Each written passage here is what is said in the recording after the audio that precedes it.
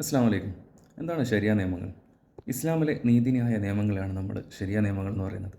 ശരിയ നിയമങ്ങൾ നടപ്പിലാക്കാൻ ആദ്യം ഒരു ശരിയ ഭരണകൂടം ഉണ്ടായിരിക്കണം, ഒരു ശരിയ കോടതി ഉണ്ടായിരിക്കണം. ഈ കോടതികൾക്ക് മാത്രമാണ് ശരിയ നിയമങ്ങളെ നടപ്പിലാക്കാൻ പറ്റൂ. അതല്ലാതെ വ്യക്തികൾക്ക് നടപ്പിലാക്കാൻ പറ്റുന്ന ഒന്നല്ല ശരിയ നിയമങ്ങൾ. ഏറ്റവും കൂടുതൽ ആൾക്കാർക്ക് അറിയുന്ന ഒരു സാധനമാണ് ഇസ്ലാമിലെ ക്രിമിനൽ കുറ്റകൃത്യങ്ങൾക്കുള്ള ശിക്ഷ എന്ന് പറയുന്നത്. അതായത് കട്ടവൻ്റെ കൈവെട്ടുക, വിഭജിച്ചവനെ ചാട്ടവാറിലടിക്കുക, റേപ്പ് ചെയ്തവനെ വധശിക്ഷയ്ക്ക് വിധിക്കുക എന്നുള്ളതൊക്കെ. നിങ്ങൾ മനസ്സിലാക്കുക, ഇസ്ലാം വളരെ പ്രാക്ടിക്കലായിട്ടുള്ള റിലീജിയനാണ് എല്ലാ കാര്യത്തിലും. അതുപോലെ തന്നെയാണ് ശിക്ഷയുടെ കാര്യത്തിലും. ഈ ശിക്ഷകൾ ആ സൊസൈറ്റിക്കുള്ള ഡിറ്ററൻസ് ആണ്. അതായത് ആ സൊസൈറ്റിക്കുള്ളൊരു എക്സാമ്പിളാണ്. നിങ്ങൾ ഇന്നേ തെറ്റ് ചെയ്താൽ നിങ്ങൾക്ക് ഇതായിരിക്കും ശിക്ഷ എന്നുള്ളത്.